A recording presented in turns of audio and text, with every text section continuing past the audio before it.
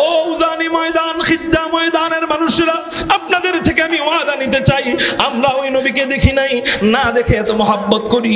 যদি উলামায়ে কেরাম আমাদেরকে নবীর ইজ্জতকে হেফাজত করবার জন্য রক্ত দিতে ডাক দেয়, যদি উলামায়ে কেরাম খতমে নবুয়তের চেয়ারকে সমুন্নত করবার জন্য হযরতে হামজার মতো তাজা কলিজা দিতে ডাক দেয়, হযরতে হামজার মতো তাজা কলিজা ঢেলে দিতে রাজি আছেন কারা কারা?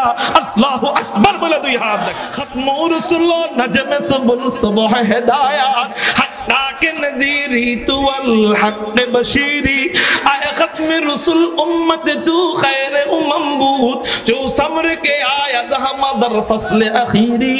कारो ज़बान जन बंद থাকে না, চিৎকার দিয়ে বলেন আল্লাহু আকবার। আল্লাহ আমাদেরকে এমন একজন নেতা দান করেছিলেন, আল্লাহ আমাদেরকে এমন একজন নবী দান করেছেন যেই নবীর চেহারা দেখা আব্দুল্লাহ ইবনে সালামের মতো বহু ইহুদিদের পণ্ডিতরা, বহু ইহুদিদের লিডাররা হযরতে আব্দুল্লাহ ইবনে সালাম সহ নবীজির চেহারা দেখা কালেমা পড়ে পড়ে মুসলমান হয়ে যায়। মুহতারাম হাজিরিন, মানুষ মানুষকে চার কারণে ভালোবাসে। এক নাম্বার কারণ হলো জামাল, সৌন্দর্য। কোথায় পাইবে এমন সৌন্দর্য যেই চেহারা দেখা ধর্ম ত্যাগ করে তার ধর্মে চলে আসে? কয় হা হা হা, এমন সুন্দর নবীর উম্মত হইতে পাইরা খুশি কারা কারা? আল্লাহু আকবার বলে দুই হাত আল্লাহরে দেখায়। উজানির ময়দানের মানুষদের আওয়াজ মুখের কণ্ঠে তো আসতে মানায় না, চিৎকার দিয়া বলেন আল্লাহু আকবার। আল্লাহর নাম বলতেও যার মজা লাগে, শুনতেও তার মজা লাগে। আল্লাহ আল্লাহ কে মজা মুর্শিদ কে মায়খানা মে হে, अल्लाह अल्लाह के मौजा मुर्शिद के मैखाना में है, दोनों आलम की हकीकत एक पैमाने में है, दोनों आलम की हकीकत एक पैमाने में है। अल्लाहर नाम বলতেও যার মজা লাগে, শুনতেও তার মজা লাগে। কেন মজা লাগবে না? আল্লাহ কুরআনুল কারীমের মধ্যে জানায় দেয়, ফাযকুরুনি আযকুরকুম ওয়াশকুরুলি ওয়ালা তাকফুরুন। আল্লাহ পাক রব্বুল আলামিন বলেন, ও আমার বান্দারা, তোরা আমার নামের জিকির করবি, আমি আল্লাহ তোদের নামের জিকির করব। তোরা আমার নামের জিকির করবি, জিকিরের বরকতে, জিকিরের বিনিময়ে আমি আল্লাহ কত বড় পুরস্কার আখিরাতে রাখছি ওটা তো পরের বিষয়। দুনিয়াতেই সাথে সাথে আমি আল্লাহ তোদের নামে তোদেরকে পুরস্কার যেটা দিব সেটা হলো, তোরা যখন আমার নামের জিকির করবি আমি আল্লাহ ওর সাথে সাথে তোদের নামের জিকির করা আরম্ভ করে দিব। দেখেন আমার আল্লাহ কেমন বড় রহমান, আমার আল্লাহ কেমন বড় রহিম, আমার আল্লাহ কত বড় দয়ালু। আল্লাহ জিকিরের জবাব দেয়। আল্লাহ বলতে পারতেন আমি শুধু শাইখুল হাদিসের জিকিরের জবাব দিব, আমি শুধু ইমামের জিকিরের জবাব দিব, আমি শুধু আলেমের জিকিরের জবাব দিব, আমি শুধু মুমিনের জিকিরের জবাব দিব, আমি শুধু মুত্তাকি বান্দার জিকিরের জবাব দিব, কোনো গুনাহগারের জিকিরের জবাব দিব না।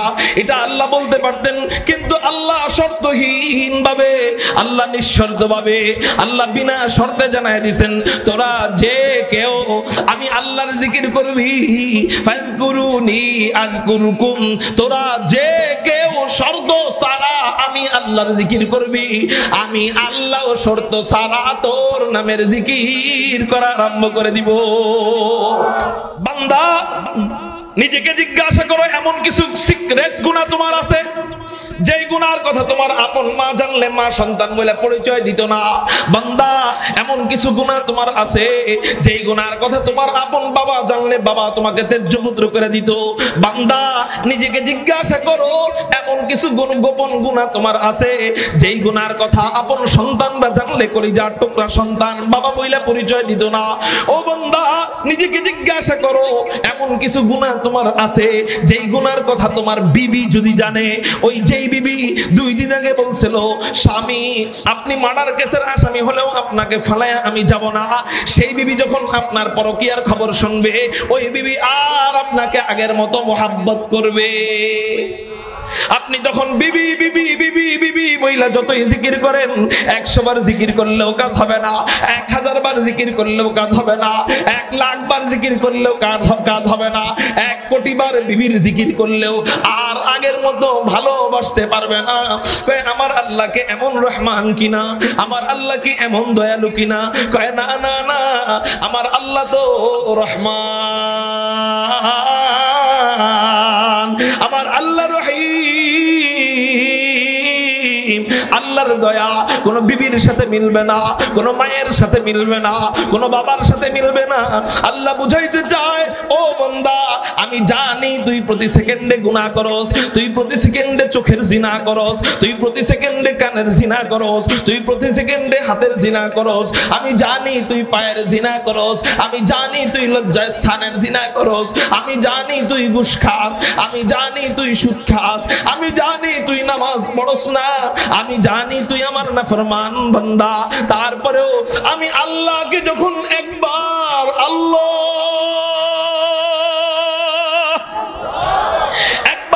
যখন আমি আল্লাহকে আল্লাহ বলে ডাক দিবি, আমি আল্লাহ আর এক মুহূর্ত দেরি করি না, হোস না কেন তুই নিকৃষ্ট বান্দা, তারপরেও আমি আল্লাহ তোর নামের জিকির করা আরম্ভ করে দে।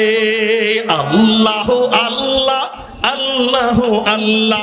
এই মুহূর্তে আল্লাহ বলতেছেন, বান্দারে বান্দা, বান্দারে বান্দা, বান্দারে বান্দা, বান্দারে বান্দা। এই আমাদের আকাবিররা, আমাদের বুজুর্গানে কেরাম এই নিয়ত করে জিকির করতেন যে আমি এখন জিকির করব, আল্লাহ এখন আমার জিকির করবে। এই নিয়তে জিকির করতেন, এই জন্য তাদের একটা জিকিরের দাম অনেক ছিল। আর আমাদের জিকির হয়ে গেছে ফকির নিমার্কা জিকির। বড় মসজিদের পাশে দেখবেন ফকির পয়সা পয়সা জিকির করে, ভিক্ষা করে। কি বলে ভিক্ষা করে? আল্লাহ আল্লাহ আল্লাহ আল্লাহ জিকির করে কিনা ফকিরে? জিকিরের মাধ্যমে না আল্লাহ আল্লাহ যায়, জিকিরের মাধ্যমে না মুত্তাকির চূড়ান্ত শিখরে পৌঁছানো যায়, তাকওয়ার চূড়ান্ত শিখরে পৌঁছানো যায়। কিন্তু মসজিদের সামনে যেই ফকিরে পয়সা পয়সা আল্লাহ আল্লাহ জিকির করলো, 50 বছর যাবত জিকির করে, তারপরে ও আল্লাহ ওয়ালা হইতে পারে না। হ্যাঁ ঠিক কিনা? 60 বছর ধরে ভিক্ষা করে আল্লাহর জিকির করে, তারপরে ও আল্লাহ ওয়ালা হইতে পারে না। ও 80 বছর ধরে জিকির করে, আল্লাহ ওয়ালা হইতে পারে না। কিন্তু আল্লাহ ওয়ালারা কোন আল্লাহ ওয়ালার সুহবতে যখন যায়, জিকিরের তালিম দেয়, প্রতিদিন মাত্র 100 বার জিকির কইরা সে আল্লাহ ওয়ালা হয়ে যায়। কারণ কি? কারণ কি? কয় ফকিরের জিকির, ওর ইচ্ছা দুনিয়া কামাই করা, আখিরাত কামাই না। ওর জিকিরের ইচ্ছা আল্লাহ কামাই করা না। আল্লাহ ওয়ালাদের জিকিরের ইচ্ছা মালিক তুমি কো। এই জন্য এই নিয়ত করে যখন জিকির করে, মালিক তাদের মিলে যায়। এই জন্য আমরা একটু ওই নিয়ত কইরা চিৎকার দিয়ে বলি না আল্লাহু আকবার। এখন আমি বললাম দেখে বলছেন, আর বলবো না, শুধু ইশারা দিব, আল্লাহর নামের তাকবীর চলবে। আল্লাহ এই ডাককে তুমি কবুল করে নাও না, সবাই বলি আমিন। নবীজি বলতেছেন, তোমরা আমাকে মহব্বত করবা কেন? আহিব্বুল্লাহ, 1 নাম্বার তোমরা মহব্বত করবা আল্লাহকে। চিৎকার দিয়া বলেন না, 1 নাম্বার মহব্বত করব কাকে? কেন মহব্বত করবা?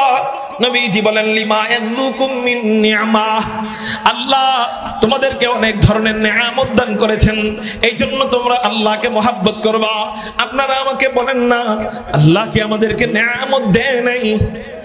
আসমান আল্লাহ কাদের জন্য বানিয়েছেন বলেন না? জমিন আল্লাহ আমাদের জন্য বানিয়েছেন। ও আমার বান্দারা, তোরা আমার নাফরমানি করতে পারোস, কিন্তু আমার জমিন তোর নাফরমানি করবে না। এই জমিন আমি আল্লাহ আমার জন্য বানাই নাই, এই জমিন তোর গোলামের জন্য বানাইলাম, এই পাহাড় তোর গোলামের জন্য বানাইলাম, এই নদী নালা তোর গোলামের জন্য বানাইলাম, এই চন্দ্র সূর্য তোর গোলামের জন্য বানাইলাম, অক্সিজেন আমি আল্লাহ তোর গোলামের জন্য বানাইলাম। অক্সিজেন আমার দরকার নাই, অক্সিজেন যখন বানাই নাই তখনও আমি আল্লাহ ছিলাম, নদী নালা যখন বানাই নাই তখনও আমি আল্লাহ ছিলাম, পাহাড় পর্বত যখন বানাই নাই তখনও আমি আল্লাহ ছিলাম, রাত দিন যখন বানাই নাই তখনও আমি আল্লাহ ছিলাম, আসমান জমিন যখন বানাই নাই তখনও আমি আল্লাহ ছিলাম।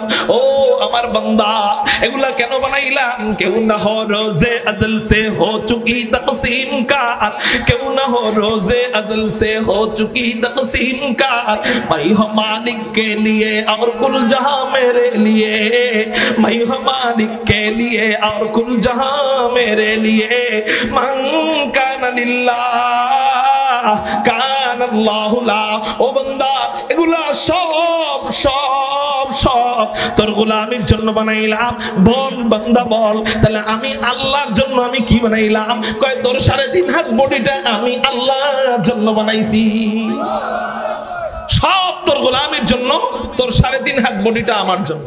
নবীজি বলেন, এই যে তোমাদেরকে আল্লাহ নিয়ামত দিলেন, তুমি দেখো অথবা না দেখো, সব নিয়ামত আল্লাহ কার জন্য দিবেন? বলেন আমাদের জন্য। জোরে বলেন, কার জন্য? আমি দেখি আর না দেখি, সব নিয়ামত আল্লাহ আমাদের জন্য দিবেন। অনেক নিয়ামত আছে দেখা যায়, অনেক নিয়ামত আছে দেখা যায় না। যেমন পেটের ভিতরে পায়খানার পোকা আছে, আছে না? আমেরিকার এক বৈজ্ঞানিক গবেষণা করলেন, উনি চিন্তা করতেছেন আল্লাহ নাকি সবকিছু বান্দার গোলামের জন্য বানাইছেন। আমি একটু গবেষণা করব, মানুষের পেটের ভিতরের যে পোকা, এই পোকা আল্লাহ বান্দার কি খেদমত, এই পোকার মাধ্যমে আল্লাহ বান্দার কি খেদমত নেয়, এই পোকা আল্লাহ কেন বানাইলেন, আমি একটু গবেষণা করে দেখব। পেটের ভিতরের পোকা, এই পোকা না থাকলেও তো মানুষ বাঁচত। বাহ্যিক ভাবে দেখলে বোঝা যায়, পোকা খাইলে মানুষ অসুস্থ হয়ে যায়, মাছি খাইলে অসুস্থ হয়ে যাবে, হ্যাঁ, মশা খাইলে অসুস্থ হয়ে যাবে। কিন্তু পেটের ভিতরের মানুষের পেটের ভিতরে পোকা একটা নয়, দুইটা নয়, হাজার হাজার পোকা, তারপরেও মানুষ অসুস্থ হয় না। কেন কেন কেন? বিজ্ঞান গবেষণা কইরা হয়রান হয়ে গেছে। হায় হায়, এই পোকা থাকলে মানুষ তো অসুস্থ হয়ে যাবে, কিন্তু মানুষের পেটে আল্লাহ যেই পোকা দিছে, এই পোকা না থাকলে মানুষ মারা যেত। সুবহানাল্লাহ বলেন। বাহিরের পোকা খাইলে মানুষ অসুস্থ হয়ে যাবে, পেটের ভিতরের পোকা না থাকলে মানুষ মারা যেত। কেন? কারণ মানুষের যেই সমস্ত জায়গায় ময়লা হয়, প্রথমে ময়লা হয়, ময়লা থেকে ভাইরাস হয়, জীবাণু হয়, ঠিক না বে ঠিক?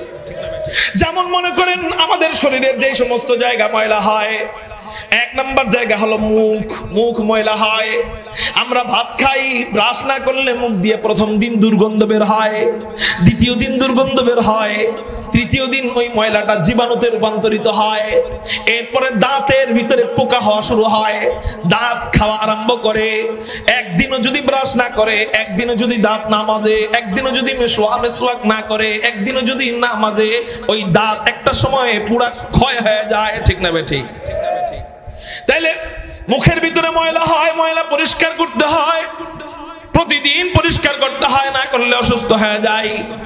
নাকের ভিতরের ময়লা হয়, নাকের ভিতরের ময়লা পরিষ্কার না করলে অসুস্থ হয়ে যাব। কানের ভিতরের ময়লা হয়, কানের ভিতরের ময়লা পরিষ্কার না করলে অসুস্থ হয়ে যাব। চোখের মধ্যে ময়লা হয়, অসুস্থ হয়ে যাব যদি পরিষ্কার না করি। বগলের নিচে ময়লা হয়, পরিষ্কার না করলে মানুষ কষ্ট পাবে। লজ্জা স্থান ময়লা হয়, যদি কেউ পানি ব্যবহার না করে, টিস্যু ব্যবহার না করে, সাবান ব্যবহার না করে, তো লজ্জা স্থান থেকে ভাইরাস ছড়াবে, ভাইরাস ছড়াবে। তো এই সামান্য ময়লাগুলা প্রতিদিন পরিষ্কার না করলে অসুস্থ হয়ে যাব। কিন্তু কেউ কি কল্পনা করছিলেন কিনা 80 বছর বয়স আপনার হয়ে গেছে, এই 80 বছরে সবচেয়ে বেশি ময়লা কোথায় ছিল? দাঁতেও না, টয়লেটের রাস্তায়ও না, পেশাব পায়খানার রাস্তায় না, কানের ভিতরেও না, নাকের ভিতরেও না, চোখের ভিতরেও না, সবচেয়ে বেশি ময়লা ছিল পেটের ভিতর। কিন্তু পেট কি জীবনে কেউ পরিষ্কার করতে পারছেন? ব্রাশ পৌঁছাইতে পারছেন? সাবান পৌঁছাইতে পারছেন? হ্যাঁ, পানি দিয়ে পেটের ভিতরে ধৌত করতে পারছেন? তারপরেও পেটের ওই পুরাতন ময়লাগুলা, যেই ময়লাগুলা 3 দিন 4 দিন জমে থাকার ফলে ওটা ভাইরাসে আক্রান্ত হয়ে যাবে, জীবাণুতে আক্রান্ত হয়ে যাবে, পুরো শরীরে ছড়ায় যাবে এই ভাইরাস। ওই ভাইরাসগুলা, ওই পুরাতন ময়লা জীবাণুগুলা কে পরিষ্কার করে দেয়? কয় বান্দা, তুই আমার নাফরমানি করলেও আমি আল্লাহর রহমান।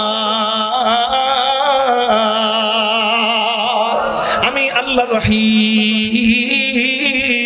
সারাদিন তুই আমার নাফরমানি কইরা রাত্রে বেলা যখন ঘুমাইতে যাস, আমি আল্লাহর দায়িত্ব প্রাপ্ত সুপারভাইজাররা ঘুমায় না, আমি আল্লাহর নিয়োগ প্রাপ্ত ক্লিনাররা ঘুমায় না, আমি আল্লাহ তোদের পেটের ভিতরে ক্লিনার নিয়োগ করে দিছি, দায়িত্ব প্রাপ্ত নিয়োগ প্রাপ্ত সুপারভাইজার নিয়োগ করে দিছি।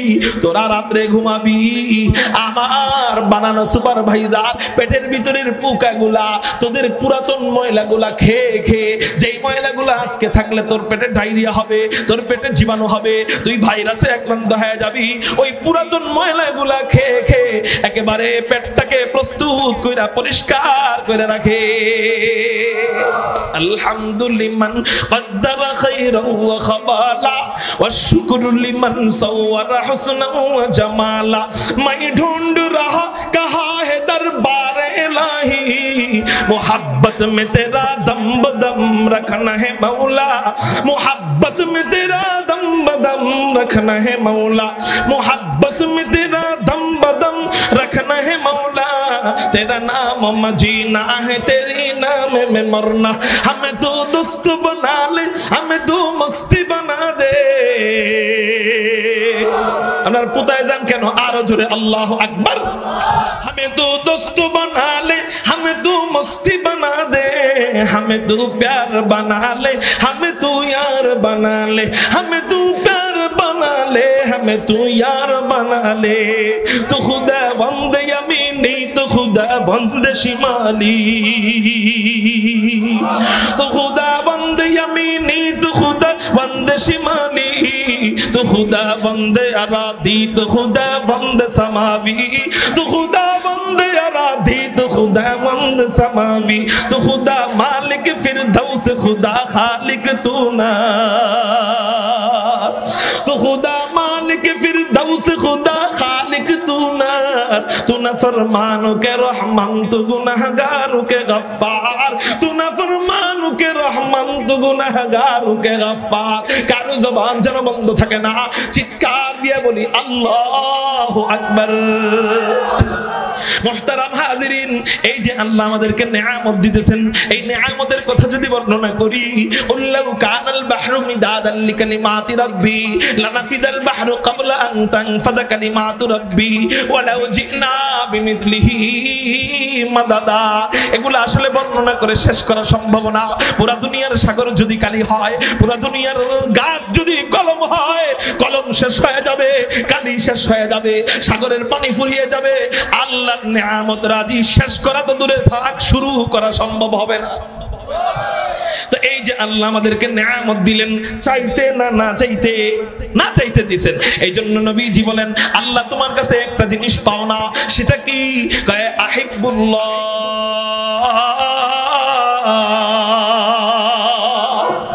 আল্লাহ তোমার কাছে মুহাব্বত পাও না, দিয়ে দেও না মুহাব্বত। আল্লাহ আমাদেরকে আল্লাহকে বেশি বেশি মুহাব্বত করার তৌফিক দান করেন, বলি আমিন। এই হলো এক নাম্বার, আল্লাহরে ভালোবাসবা।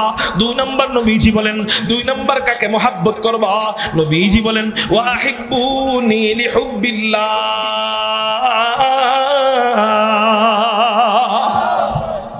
ওই যে এক নাম্বার আল্লাহকে মুহাব্বত করছো, এই জন্য তোমরা দুই নাম্বার আমি নবীকে ভালোবাসবা। আল্লাহরে মুহাব্বত করছো, এই কারণে আমারে মুহাব্বত করবা। আল্লাহরে মুহাব্বত করছে এই জন্য যেমন নামাজ পড়তে হবে, আল্লাহকে মুহাব্বত করছে এই জন্য যেমন হজ করতে হবে, আল্লাহকে মুহাব্বত করছে এই জন্য যেমন কালেমা পড়তে হবে, আল্লাহকে মুহাব্বত করছে এই জন্য যেমন যাকাত দিতে হবে, আল্লাহকে মুহাব্বত করছে এই জন্য যেমন রোজা রাখতে হবে। ঠিক আল্লাহকে মুহাব্বত করছো এই জন্য আমি নবীরেও ভালোবাসতে হবে। আল্লাহ নামাজ ছাড়া যেমন আল্লাহ পাওয়া যায় না, রোজা ছাড়া যেমন আল্লাহ পাওয়া যায় না, হজ ছাড়া যেমন আল্লাহ পাওয়া যায় না, ঠিক আমি রাসূলকে চূড়ান্ত পর্যায়ের মুহাব্বত করা ছাড়া, জীবনের চেয়ে বেশি মুহাব্বত করা ছাড়া আল্লাহ পাওয়া যাবে না। তাহলে এক নাম্বার মুহাব্বত করব কাকে? দুই নাম্বার মুহাব্বত করব কাকে? নবীজি। ভাই এটা একটু দাঁড় করায় দিতে পারবেন? অত অবস্থা খারাপ হয়ে যায়, দাঁড় করায় দাও আমার দিক ফিরে। এক নাম্বার আল্লাহ, দাঁড় করায়। দুই নাম্বার মুহাম্মাদুর রাসূলুল্লাহ, বলেন না সাল্লাল্লাহু আলাইহি ওয়াসাল্লাম। তাহলে আমরা হাদিস থেকে জানতে পারলাম, এদিক আমরা হাদিস থেকে জানতে পারলাম নবীজিকে মহব্বত করব কেন। বাস বাস, নবীজিকে মহব্বত করব কার জন্য? আওয়াজ হয় নাই, চিৎকার দিয়ে বলেন কার জন্য? আল্লাহর জন্য। এবার আসেন বিজ্ঞানের আলোকে আমরা শুনবো আল্লাহকে মহব্বতের ব্যাপারে বিজ্ঞান, নবীজিকে মহব্বত করার ব্যাপারে বিজ্ঞানের থিওরি কি। যুক্তির আলোকে নবীজিকে ভালোবাসবো কেন, বিজ্ঞানের আলোকে নবীজিকে ভালোবাসবো কেন। নবীজিকে ভালোবাসার কারণ বিজ্ঞানে বৈজ্ঞানিক কারণ বলতেছি, একটু আগে বলছি হলো নকলি দলিল, এবার শুনবেন আকলি দলিল। নবীজিকে ভালোবাসবো কেন? যে সমস্ত বৈজ্ঞানিকরা মানুষের মন নিয়ে গবেষণা করেন, যে সমস্ত বৈজ্ঞানিকরা মানুষের দিল নিয়ে গবেষণা করেন, এই সমস্ত বৈজ্ঞানিকরা বলেন একজন মানুষ আরেকজন মানুষকে চার কারণে মহব্বত করে। চিৎকার দিয়ে বলেন না, একজন মানুষ আরেকজন মানুষকে ভালোবাসে কয় কারণে? এতদিন শুনছেন নামাজ ভাঙার কারণ কয়টা, এতদিন শুনছেন রোজা ভাঙার কারণ কয়টা, এতদিন শুনছেন ওযু ভাঙার কারণ কয়টা, এতদিন শুনছেন ঈমান ভাঙার কারণ কয়টা। আজকে শুনবেন ভালোবাসার কারণ কয়টা। আওয়াজ হয় নাই, আরো জোরে কয়টা? চারটা। কি কি? এক নাম্বার জামাল, ভালোবাসার এক নাম্বার কারণ হলো সৌন্দর্য। একজন মানুষ আরেকজন মানুষকে সৌন্দর্যের কারণে মহব্বত করে, একজন মানুষ আরেকজন মানুষকে সৌন্দর্যের কারণে ভালোবাসে। এতটাই ভালোবাসে কাঙ্ক্ষিত নারীকে না পেলে অনেক সময় পুরুষ পাগল হয়ে যায়, অনেক নারী কাঙ্ক্ষিত পুরুষের প্রেমে পড়ে সৌন্দর্য দেখা। কাঙ্ক্ষিত পুরুষকে না পেলে অনেক সময় ওই নারী আত্মহত্যা করে, ঠিক না ভাই? ঠিক। কি দেখা প্রেমে পড়ছে বলেন না? সৌন্দর্য দেখা। কি দেখা? সৌন্দর্য। তাহলে সৌন্দর্য দেখা ভালোবাসলে ভালোবাসার সীমা রেখা কতটুকু? বলে এই ভালোবাসার কোন সীমা রেখা নাই। বলেন এই ভালোবাসার কোন সীমা রেখা জীবনও দিয়ে দিতে পারে, ঠিক না ভাই? ঠিক। কি দেখা? সৌন্দর্য দেখা। ভালোবাসার দুই নাম্বার কারণ হলো কামাল, যোগ্যতা বা পূর্ণতা। একজন মানুষের যোগ্যতা ভালো, আমলের যোগ্যতা হোক না, কণ্ঠের যোগ্যতা হোক না, ইলমের যোগ্যতা, তো যোগ্যতা ভালো, এই জন্য মানুষ তাকে মহব্বত করে। ওখানে চেহারার দরকার নাই, ওখানে সৌন্দর্যের দরকার নাই, ব্যক্তিটা বড় যোগ্যতাবান, ব্যক্তিটা যোগ্যতাওয়ালা, এই জন্য মানুষ মারা যাওয়ার পরেও তার নাম শুনলে কাঁদে। উজানির হযরত মুবারক করিম রহমাতুল্লাহ আলাই, কারি ইব্রাহিম রহমাতুল্লাহ আলাই, ওনাদের নাম শুনলে এখনো মানুষ কাঁদে, এখনো এত ভালোবাসে যে তাদের জন্য যদি প্রয়োজন হয় রক্ত দিতে রাজি হয়ে যায়, কলিজা দিতে রাজি হয়ে যায়, জীবন দিতে রাজি হয়ে যায়। আরে এত মহব্বত করো কেন পাগল? এত মহব্বত করো কেন? দেখো নাই তারপরে এত ভালোবাসো কেন? কয় জানি না এত ভালোবাসি কেন? কয় জানো না, আজকে জানাই দিতেছি। তাদের আমলের যোগ্যতা এত বেশি ছিল, ওই আমলের পাওয়ার, ওই আমলের নূর তারা এখন নাই, এখনো উজানির ময়দানে তাদের নূর ঘুরে বেড়ায়। মুহতারাম হাজিরিন, এই যোগ্যতার কারণে মানুষ মানুষকে মহব্বত করে। আরেকটা উদাহরণ দেই, জাতীয় মসজিদ বাইতুল মুকাররমের খতিব আল্লামা আব্দুল মালিক হাফিজাহুল্লাহ, ওনাকে দেখতে সুঠাম দেহের অধিকারী মনে না হলেও মানুষ তার জন্য জীবন দিয়ে দিতে রাজি হয়ে যাবে। কেন কেন কেন? যোগ্যতাওয়ালা, যোগ্যতাবান মানুষ। মুফতি দেলাওয়ার সাহেব হাফিজাহুল্লাহ, হ্যাঁ দেখতে শুনতে এক নম্বরের সুন্দর না হলেও তার জন্য মানুষ জীবন দিয়ে দিতে রাজি হয়ে যায়, ঠিক না বেঠি? হ্যাঁ হ্যাঁ, এরকম আল্লাহ ওয়ালারা দেখতে সুন্দর না হলেও আল্লাহ ওয়ালাদেরকে মানুষ এত মহব্বত করে, ইলমি যোগ্যতার কারণে, আমলের যোগ্যতার কারণে এতটাই ভালোবাসে যে তাদের জন্য জীবন দিতে রাজি হয়ে যাবে। এই হলো দুই নাম্বার কারণ ভালোবাসার। চার নাম্বার কারণ হলো ইহসান। একজন মানুষ আর একজন মানুষকে দয়ার কারণে মহব্বত করে। ব্যক্তিটা বড় দয়ালু, এই জন্য মানুষ তাকে মহব্বত করে। ব্যক্তিটা সমাজ সেবক, এই জন্য মানুষ তাকে মহব্বত করে। মহব্বতের ভালোবাসার চার নাম্বার কারণ হলো করাবাত, আত্মীয়তার কারণে একজন মানুষ আর একজন মানুষকে মহব্বত করে। কিসের কারণে? আত্মীয়তার কারণে। স্বাস্থ্য বাইরে কেউ মারলে সাথে সাথে যায় রান দানিয়া নাইমা যায় মারার জন্য। মানুষ মানুষকে ভালোবাসে কয় কারণ গেল? আচ্ছা, যে কোনো একটা পাইলেই জীবন দিয়ে দিতে চাও, চারটার দরকার নাই, পায় কয়টা? সৌন্দর্য দেখা জীবন দেয় প্রেমিকার জন্য, ঠিক না? একটা পাইছে একটা। আচ্ছা আল্লাহ যদি কাউকে চারটা একসাথে দিয়ে দিতেন তাকে কেমন মহব্বত করা দরকার এবার বলেন আপনারা। হযরত তার একটা পাইলে যদি জীবন দিয়ে দেয়, চারটা পাইলে তো জীবন আল্লাহ কোটিটা দিলে কোটিটা দিয়ে দেওয়ার দরকার ছিল। হযরত আল্লাহ কি কাউরে একসাথে চারটা গুণ দিয়েছিলেন কিনা? আমি বলবো হ্যাঁ দিয়েছিলেন। ভাই তিনি কে?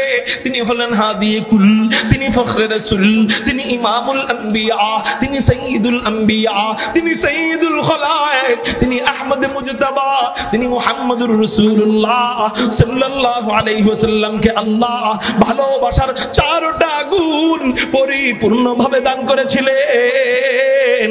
কারো জবান যেন বন্ধ থাকে না, চিৎকার দিয়ে বলি না আল্লাহু আকবার। যেমন এক নাম্বার গুণ হলো সৌন্দর্য। আমার নবী কেমন সুন্দর ছিলেন চলেন আপনাদেরকে একটু হাদিস থেকে শোনায় দিই। হযরত জাবের বর্ণনা করেন, আন জাবির ইবনে সামুরা রাদিয়াল্লাহু তাআলা আনহু قال রাআইতু রাসূলুল্লাহ সাল্লাল্লাহু আলাইহি ওয়াসাল্লাম ফি লাইলাতিন ইদহিয়ান ওয়া আলাইহি হুল্লাতুন হামরা।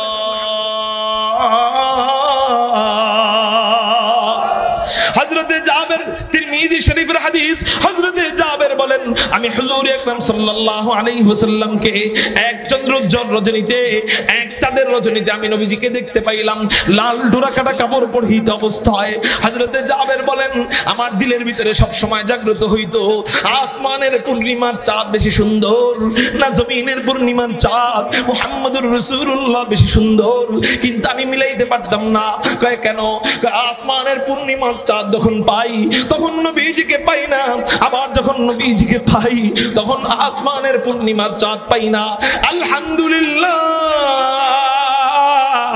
আজকে আল্লাহ দুজনকে মিলাই দিছে, আজকে আসমানের পূর্ণিমার চাঁদও পেয়ে গেছি, জমিনের পূর্ণিমার চাঁদ মুহাম্মদুর রাসূলুল্লাহকেও পেয়ে গেছি।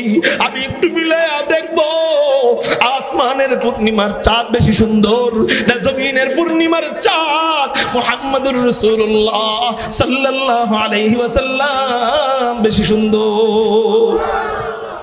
এই নিয়ত করে হযরত জাবের বলেন ফাজআলতু আনজুরু ইলাইহি ওয়া ইলাল কমার, আমি একবার নবীজির দিক তাকাইলাম আর একবার আসমানের চাঁদের দিকে তাকাইলাম, একবার নবীজির দিক তাকাইলাম আর একবার আসমানের চাঁদের দিকে তাকাইলাম। বারংবার এমন করার পর আমার দিল সাক্ষী দিতে বাধ্য হলো ফালাহু ইনদি আহসানু মিনাল কমার, আসমানের পূর্ণিমার চাঁদের চেয়েও হুজুর আকরাম সাল্লাল্লাহু আলাইহি ওয়াসাল্লামের চেহারা মুবারক কোটি কোটি কোটি কোটি গুণ বেশি সুন্দর। কারো জবান যেন বন্ধ থাকে না, চিৎকার দিয়ে বলেন না আল্লাহু আকবার। এই হলো আমার নবীজির চেহারা। এই জন্যই তো হযরতে আয়েশা রাদিয়াল্লাহু তাআলা আনহাকে রমণীরা জিজ্ঞাসা করেন, ওগো আম্মা জান আয়েশা বলো তো দেখি হযরতে ইউসুফ বেশি সুন্দর না তোমার স্বামী মুহাম্মদ বেশি সুন্দর? হযরতে আয়েশা জবাব দিবেন, আমি আপনি হইলে একটা জবাব দিলেই সারতো, কিন্তু আয়েশা যেটাতেই জবাব দিবেন ওটাতেই ইশকাল আয়েশা যায়। যদি বলতেন আমার স্বামী বেশি সুন্দর, আমার স্বামী বেশি সুন্দর, মানুষ বলতো দেখছো নিজের স্বামী দেখে লেগে সুন্দর কয়, নিজের স্বামী কালো হইলেও তো ভালো। আর যদি বলতেন আমি ইউসুফকে বেশি সুন্দর বলতেছি তাহলে মানুষ বলতো দেখছুনি নিজের স্বামীকে রেখে আরেকবার আরে সুন্দর কয়। এই জন্য আয়েশা ডাইনে গেলেও বিপদ, বামে গেলেও বিপদ। আল্লাহ আয়েশাকে হিকমত দিয়েছেন কোরআনের বরকতে, ওয়াল কুরআনিল হাকীম। কোরআন হিকমত ওয়ালা, এই কোরআন যে পড়বে, এই কোরআন যে পড়াবে, এই কোরআনের সাথে যে থাকবে আল্লাহ তাদেরকেও হিকমত ওয়ালা বানায় দেয়। হযরতে আয়েশা হিকমতে জবাব দিলেন, দেখো আমি তো ইউসুফকে দেখি নাই, এই জন্য আমি জানি না কে বেশি সুন্দর, তবে আমি একটা যুক্তি পেশ করতেছি তোমরা মিলে দিও। কয় কি যুক্তি? কয় যুক্তিটা হলো হযরতে ইউসুফকে দেখা মিশরের রমণীরা হাত কাটছে হাত, কিন্তু আমার স্বামী মুহাম্মদকে একবার যারা দেখার মতো দেখে তারা শুধু হাত নয়, তারা নিজের তাজা কলিজা পর্যন্ত কাইটা কাইটা দিয়ে দেয়। ও উজানি ময়দান, খিদ্দা ময়দানের মানুষরা, আপনাদের থেকে আমি ওয়াদা নিতে চাই, আমরা ওই নবীকে দেখি নাই, না দেখে এত মহব্বত করি। যদি উলামায়ে কেরাম আমাদেরকে নবীর ইজ্জতকে হেফাজত করবার জন্য রক্ত দিতে ডাক দেয়, যদি উলামায়ে কেরাম খতমে নবুয়তের চেয়ারকে সমুন্নত করবার জন্য হযরতে হামজার মতো তাজা কলিজা দিতে ডাক দেয়, হযরতে হামজার মতো তাজা কলিজা ঢেলে দিতে রাজি আছেন কারা কারা? আল্লাহু আকবার বলে দুই হাত দেখেন। রাজি আছেন ইনশাআল্লাহ? আল্লাহ তুমি হাতগুলোরে কবুল করে নাও না, সবাই বলি আমিন। এই হলো নবীজির চেহারা। হযরতে আয়েশা বলেন, হযরতে ইউসুফকে দেখা মিশরের রমণীরা হাত কাটে, আমার স্বামী মুহাম্মদকে একবার যারা দেখার মতো দেখে, তারা হাত, শুধু হাত নয়, তারা হযরতে হামজার মতো তাজা কলিজা কুচি কুচি করে কাইটা নবীর জন্য দিয়ে দেয়। সুবহানাল্লাহ। এই জন্যই তো নবীজির একজন কবি ছিলেন, নাম হাসান বিন সাবিত। জোরে বলেন নাম কি? হাসান বিন সাবিত। হাসান বিন সাবিত নবীজির কাছে যায় বলতেছেন, ইয়া রাসূলুল্লাহ, ইয়া হাবিবাল্লাহ, আপনার শানে আমি একটা কবিতা বানাইছি, বলবো? তো নবীজি বলেন যে বলো কবিতা। হাসান বিন সাবিত কবিতা গায়, ওয়া আহসানু মিনকা লাম তারাকাতু আইনি। হাসান বিন সাবিতের ওই কণ্ঠের মতো কণ্ঠ তো আমাদের নাই, ওই রুহানিয়ত তো আমাদের নাই। জানি আমার মুখে মজা লাগবে না, তারপরে ওই কবিতা কত দামি। যেই কবিতার শ্রোতা স্বয়ং হাদিয়ে কুল, ফখরে রাসূল, ইমামুল আম্বিয়া, সাইয়্যিদুল আম্বিয়া, সাইয়্যিদুল খলায়েক, আহমদ মুজতাবা, মুহাম্মাদুর রাসূলুল্লাহ সাল্লাল্লাহু আলাইহি ওয়াসাল্লাম। যেই কবিতার শ্রোতা, ওই কবিতা কত দামি। অতএব মজা লাগুক আর না লাগুক, কবিতাটা আমি বলবো, মজা নিয়ে শুনবো, এরপর চিৎকার দিয়ে আল্লাহু আকবার বলবো তো ইনশাআল্লাহ। হযরতে হাসান বিন সাবিত নবীজির চেহারা নিয়ে কবিতা গায়, বা আহসানু মিনকা লাম তারাকাতু আইনি ওয়া আজমালু মিনকা লাম তালিদিন নিসাউ খুলিকতা মুবাররাম মিন কুল্লি আইবি خلقت مبرأ من كل عيب كأنك قد خلقت كما تشاء। হযরতে হাসান বিন সাবিত বলেন, ওয়া আহসানু মিনকা লাম তারাকাতু আইনি। ও রাসূল রে, আল্লাহ আপনারে এত সুন্দর করে বানাইছেন, আপনি এত সুন্দর, আমার এই দুই চোখ আপনার চেয়ে সুন্দর কোন মানুষ কখনো দেখে নাই। চিৎকার দিয়ে বলেন না সুবহানাল্লাহ। এরপরে বলতেছেন, ওয়া আজমালু মিনকা লাম তালিদিন নিসাউ। ও রাসূল রে, আল্লাহ আপনারে এত সুন্দর করে বানাইছেন, পৃথিবীর কোন মা আপনার চেয়ে সুন্দর সন্তান জন্ম দিতে পারে নাই। এজন্যই তো নবীজির মায়ের নাম হযরতে আমেনা। নাম কি বলেন?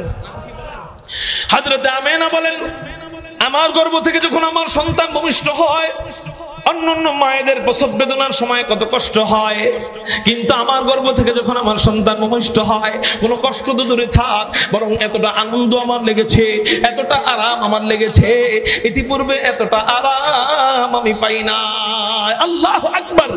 ইতিপূর্বে এতটা মজা আরাম আমি পাই নাই। হা রাহমাতুল লিল আলামিন খানদাস খুদা বন্দে করিম, রাহমাতুল লিল আলামিন খানদাস খুদা বন্দে করিম, খলক কওলু ফি'লু হাদিয়ু সামতে ও হামিদ, ওয়া মা আরসালনাকা ইল্লা রাহমাতাল লিল আলামিন।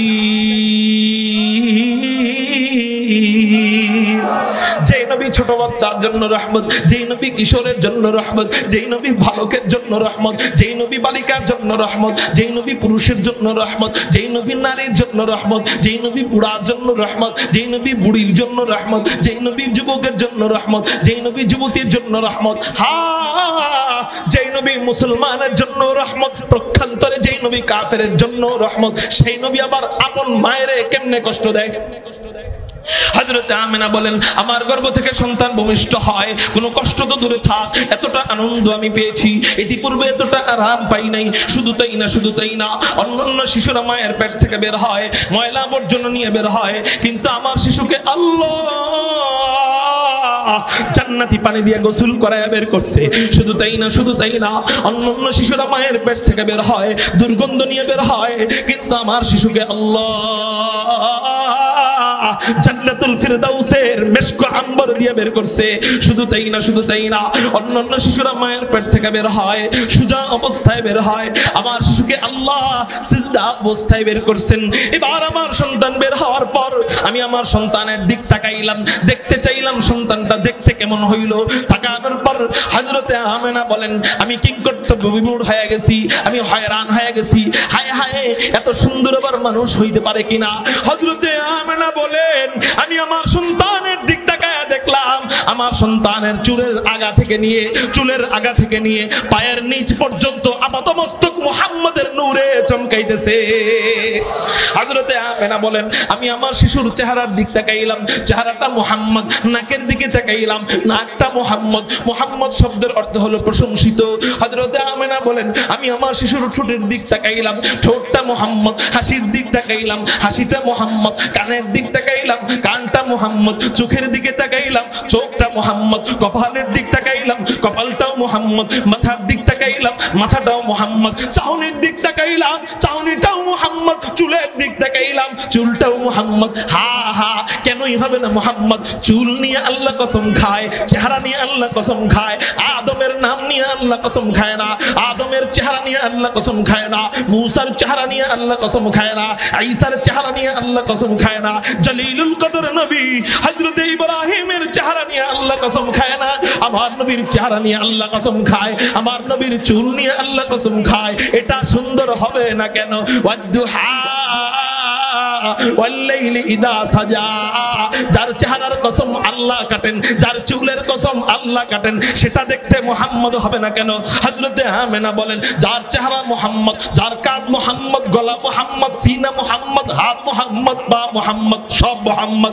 হযরতে আমেনা মুহাম্মদ নবীকে বুকে জড়ায়া আল্লাহকে বলেন আল্লাহ এমন কি শিশু তুমি আমাকে দান করলা, যেই শিশুর আপাতমস্তক মুহাম্মদ, এমন দামি শিশুর নাম আমি কি রাখতে পারি? আল্লাহ পাক রব্বুল আলামিন হযরতে আমেনার অন্তরে ঢাইলা দিলেন, ও আমেনা রে, যেই শিশুর সব কিছু মুহাম্মদ, যেই শিশুর আপাতমস্তক মুহাম্মদ, সেই শিশুর নাম আর মুহাম্মদ বাদে রাখবা কেন?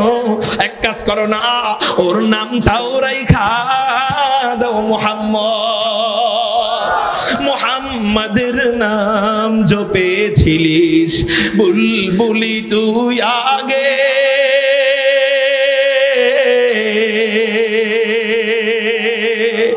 তাই কিরে তোর কণ্ঠের গান, তাই কিরে তোর কণ্ঠের গান এমন মধুর লাগে, ওহরে এমন মধুর লাগে, ওরে গোলাপ নিরিবিলি বুঝি নবীর কদম চুমেছিলি,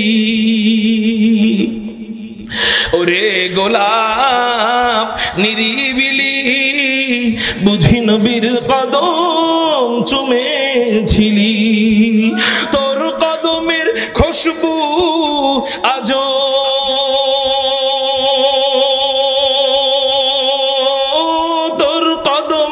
খুশবু আজো তোর আতরে জাগে, ওহরে তোর আতরে জাগে। মুহাম্মাদের নাম জপেছিলিস বুলবুলি তুই আগে, তাহিকির তোর কণ্ঠের গান, তাহিকির তোর কণ্ঠের গান এমন মধুর লাগে, ওহরে এমন মধুর লাগে। চিৎকার দিয়া বলেন সাল্লাল্লাহু আলাইহি ওয়াসাল্লাম। গজল কখনো গাই না, তারপরেও কিছু দলের লোকেরা আছে, এরা বলে হুজুররা, দেওবন্দি হুজুররা, ওয়াহাবি, এরা নবীর শান গায় না, এরা নবীর শান পারে না, এই জন্য একটু শান গাইলাম। আমরা পারি, কিন্তু আমাদের শানে হৃদয়ে কম্পন পয়দা হয়, নবীর প্রতি প্রেম পয়দা হয়। আর আপনাদের শানে নাচতে নাচতে লুঙ্গি খুলে। আল্লাহ আমাদেরকে বোঝার তৌফিক দান করেন, বলি আমিন। মুহতারাম হাজিরিন, হযরতে আমেনা এই হলো নবীজির প্রশংসা করতেছেন। এবার এতক্ষণ পর্যন্ত নবীজির চেহারার প্রশংসা কারা কারা করলেন? হযরতে জাবের করছেন, আর কে করছেন? হযরতে আমেনা করছেন, আর কে করছেন? হযরতে আয়েশা করছেন, আর কে করছেন? হযরতে হাসান বিন সাবিত করছেন। আচ্ছা, ওনারা কে? এই চারজনকে নবীজির নিজের দলের লোক না বিরোধী দলের লোক?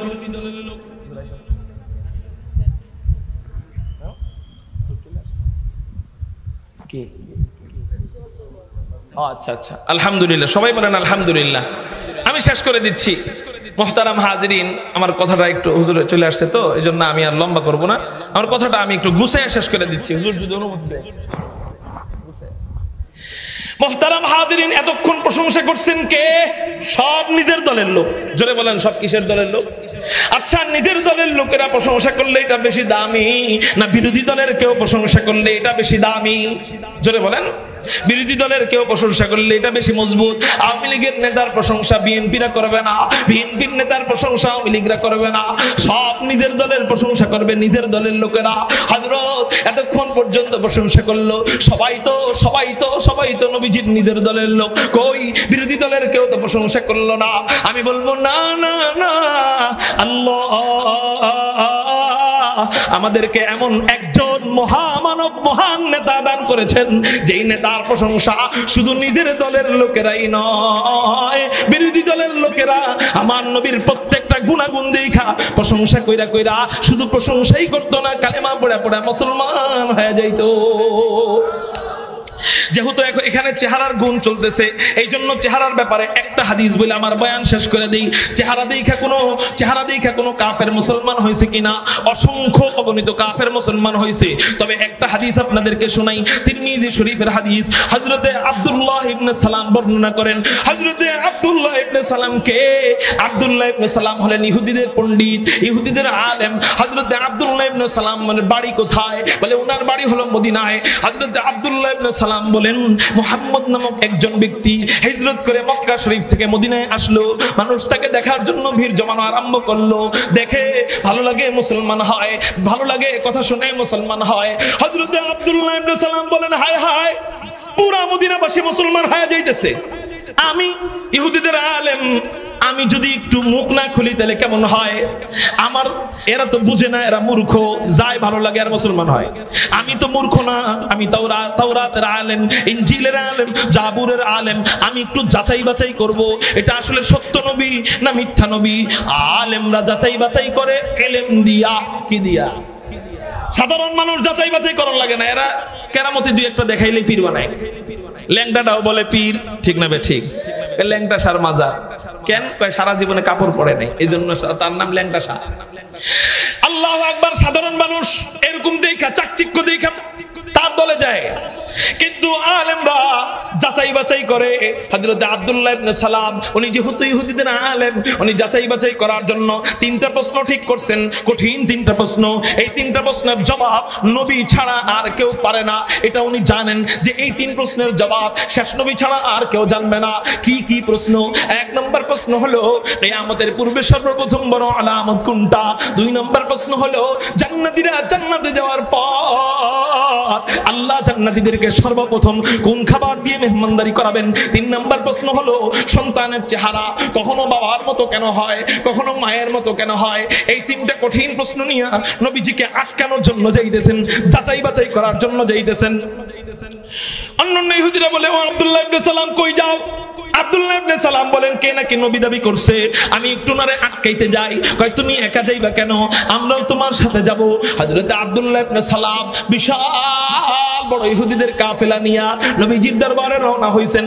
নবীজি তখন মসজিদে নববীতে সাহাবায়ে কেরামদেরকে সামনে নিয়া মিম্বরে বৈশা বৈশা বয়ান করতেছিলেন, আফশুস সালাম ওয়া আতইমুদ দুআ ওয়া সাল্লু বিল লাইল ওয়ান নাসু নিয়াম সালাম তাদখুলুল জান্নাতা বিসালাম। এই হাদিস তেলাওয়াত করতেছিলেন হযরত আব্দুল্লাহ ইবনে সালাম। হাদিসটা কানের মধ্যে বাড়ি খাইতেছে, দিলের মধ্যে নাড়া দিতেছে, আর মসজিদে নববীতে প্রবেশ করতেছে। এতদিন পর্যন্ত নবীজিকে দেখে নাই। ওনার নিয়ত আমি যাচাই বাছাই করব, এরপর মুসলমান হব। যাচাই বাছাইয়ের মধ্যে যদি আটকায় যায় সবার সামনে তার মুখ উন্মোচন করে দিব। উনি দেখা মুসলমান হওয়ার নিয়তে আসে নাই। কিন্তু হযরত আব্দুল্লাহ ইবনে সালাম মসজিদে যখন প্রবেশ করতেছেন, যেই মাত্র নবীজির চেহারা মুবারকের উপর আব্দুল্লাহ ইবনে সালামের নজরটা পড়ছে, 100 কিলোমিটার গতির গাড়ি হাত ব্রেক করলে যেমন হয়, হযরত আব্দুল্লাহ ইবনে সালাম ওইভাবে হাত ব্রেক খেয়ে দাঁড়ায় গেছেন। অন্য ইহুদিরা বলে, ও আব্দুল্লাহ ইবনে সালাম, যাও প্রশ্ন করো না কেন, যাও আটকাও না কেন, যাও এই নবীর যাচাই বাছাই করো না কেন? আব্দুল্লাহ ইবনে সালাম চিৎকার দিয়া বলেন, ও মিয়া রে, প্রশ্ন করব কি, যাচাই বাছাই করব কি, আটকাবো কি? আমি তো এই চেহারা দেখা নিজেই আটকে গেছি। কয় কেন কেন কেন? কয় লাইসা বিওয়াজহিন কাযাব, এত চমৎকার চেহারাওয়ালা ব্যক্তি, এত সুন্দর চেহারাওয়ালা ব্যক্তি কখনো মিথ্যা নবী হইতে পারে না। খাতমুর রাসূলুল্লাহ নাজমে সুবুল সুবহ হেদায়াত, খাতমুর রাসূলুল্লাহ নাজমে সুবুল সুবহ হেদায়াত, হাক্কাকে নজিরি তুল হক বশিরি, আয় খাতমে রাসূল উম্মত তু খায়র উম্মবুত, जो समर के आया दहमदर फसल अखीरी। কারো জবান যেন বন্ধ থাকে না, চিৎকার দিয়ে বলেন আল্লাহু আকবার। আল্লাহ আমাদেরকে এমন একজন নেতা দান করেছিলেন, আল্লাহ আমাদেরকে এমন একজন নবী দান করেছেন, যেই নবীর চেহারা দেখা আব্দুল্লাহ ইবনে সালামের মতো বহু ইহুদিদের পণ্ডিতরা, বহু ইহুদিদের লিডাররা হযরত আব্দুল্লাহ ইবনে সালাম সহ নবীজির চেহারা দেখা কালেমা পড়ে পড়ে মুসলমান হয়ে যায়। মুহতারাম হাজিরিন, মানুষ মানুষকে চার কারণে ভালোবাসে। এক নাম্বার কারণ হলো জামাল, সৌন্দর্য। কোথায় পাইবে এমন সৌন্দর্য? যেই চেহারা দেখা ধর্ম ত্যাগ করে তার ধর্মে চলে আসে। হা হা হা, এমন সুন্দর নবীর উম্মত হইতে পাইরা খুশি কারা কারা? আল্লাহু আকবার বলে দুই হাত আল্লাহরে দেখায় আলহামদুলিল্লাহ। খুশি, খুশিটা সার্থক হবে কোথায়? খুশিটা সার্থক হবে জান্নাতে গেলে। কোথায় বলেন? জান্নাতে যাওয়া। ওই নবীরে যদি না পাই তাহলে খুশি হয়ে লাভ কি হইল? যদি জাহান্নামী হয়ে যাই, খুশিটা সার্থক হবে কোথায়? জান্নাতে গেলে। আরো বেশি সার্থক হবে নবীর সাথে জান্নাতে থাকলে। তো হুজুর নবীর সাথে জান্নাত পাওয়া যাবে কেমনে? নবীর সাথে জান্নাতে যাওয়া যাবে কেমনে? নবীজি বলেন, মান আহাব্বা সুন্নতি ফাকাদ আহাব্বানি ওয়া মান আহাব্বানি কানা মাই ফিল জান্নাহ। যে ব্যক্তি আমার সুন্নতকে ভালোবাসবে, যে ব্যক্তি আমার আদর্শকে ভালোবাসবে, সে আমাকেই ভালোবাসলো। আর যে আমাকে ভালোবাসলো সে আমার সাথে আমার পাশে জান্নাতে থাকবে। আর নবীর সাথে যে জান্নাতে থাকবে সে জান্নাতের সর্বোচ্চ পর্যায়ের মেহমানদারির ব্যবস্থায় থাকবে। আল্লাহ আমাদেরকে নবীর সাথে জান্নাতে যাওয়ার তৌফিক দান করেন, আমিন।